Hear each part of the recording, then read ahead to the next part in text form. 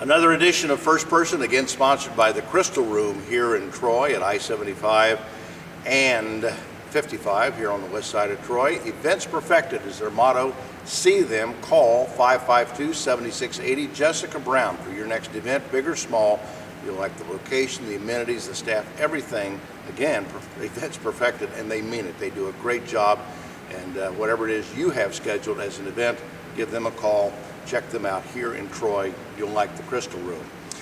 We are back, as I mentioned, in Troy this morning with a gentleman that really is kind of an iconic name in area high school basketball because he was at Russia High School for 30 years, has a state tournament appearance with the Raiders back a few years ago, but established a very enviable record and reputation as a head basketball coach there. Now in his first year with the Troy Trojans, Paul Bremigan is our guest. And Bremy, it's great to have this opportunity to sit down and talk with you, because if you got a basketball question, you're a pretty good guy to ask. So thanks for taking the time. Yeah, thanks a lot, Sonny. I appreciate it. 100 people over the course of the summer and the spring after you took this job at Troy have come to me and said, when are you going to talk to Paul Bremigan? What's the story with Paul?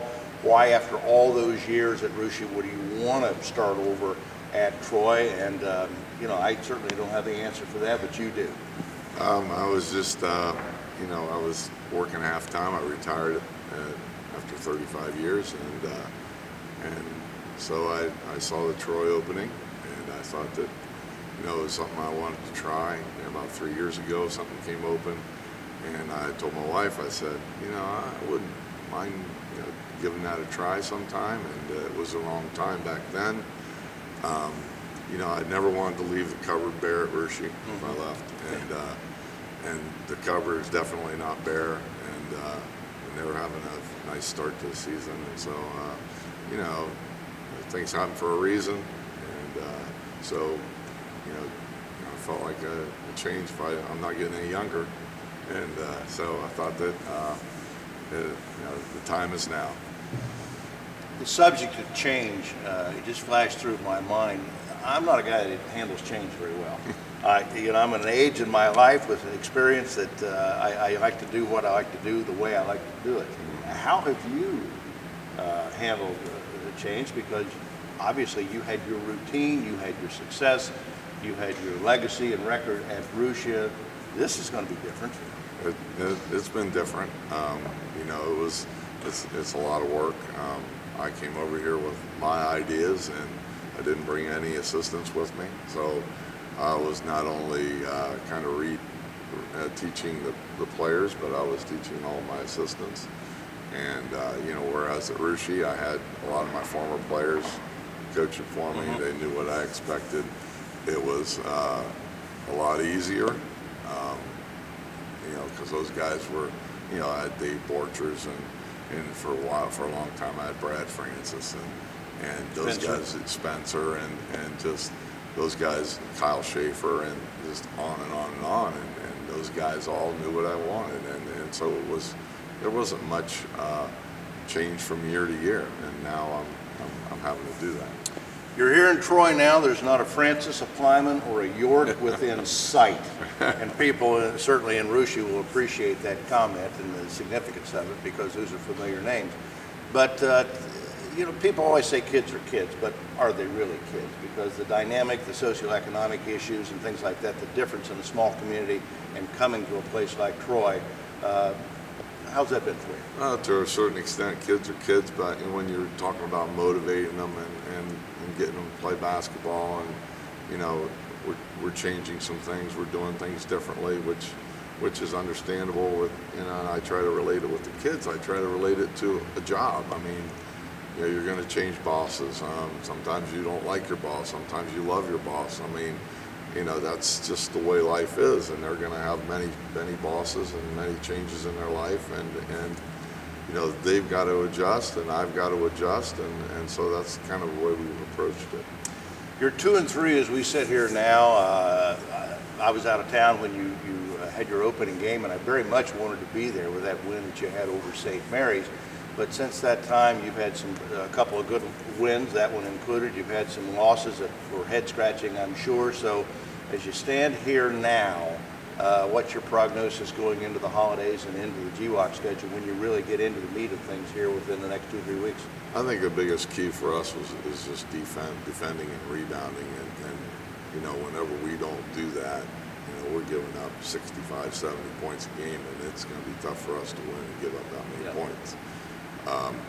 You know, that we've just got to get a body on people. We've got to defend, and we've got to not, you know, we've got to take care of the ball on offense, and that's the way it is in basketball anywhere, but I think especially in GWOC.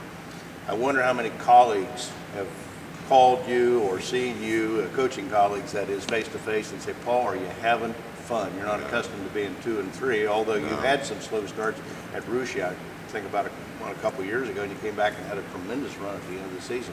Are you having fun? Yeah, it's fun. You know, I'm going to different places scouting. I walk up in the bleachers and I don't see Scott Elkert and John Willoughby and Brett Meyer, but you know, I kind of miss those times when we sit around and we talk in the bleachers, but that's something that we, you know, that's something that I, you know, knew I was getting into when I took the job, and so, you know, it's been a lot of fun. Just you know, sometimes I'll walk in this place and I think, after 36 years, I think, oh man, you know, I really did do this. So it's kind of but it's been a lot of fun. You got to process and get ready for the likes of Trotwoods and teams like that now that can hang 100 on you. I don't know how much experience that you ever had like that in the Shelby County League, but now the athlete has changed in Division I basketball and Division II.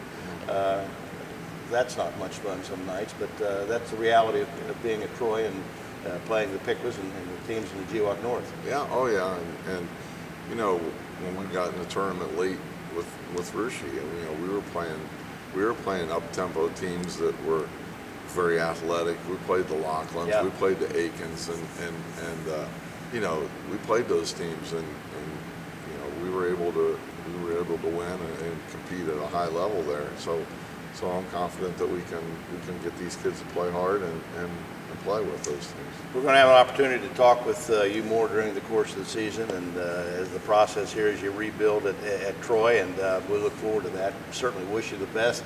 A great holiday season. A win, maybe a win or two this weekend that'd be nice. It'd be nice too. Yeah, that'd be nice. Paul Bremigan, the coach of the Troy Trojans, who has been with us before, but back at VARSITY, now here at Troy, and certainly fun to come here and this environment, a beautiful gym and a beautiful process that he's undertaking here with the Troy Trojans.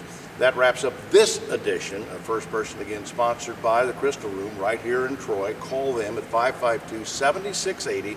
Jessica Brown is the administrator, the manager out there. She'd love to help you with your next event, whatever it is, big or small, conveniently located across from Kroger's here on West Market Street in Troy.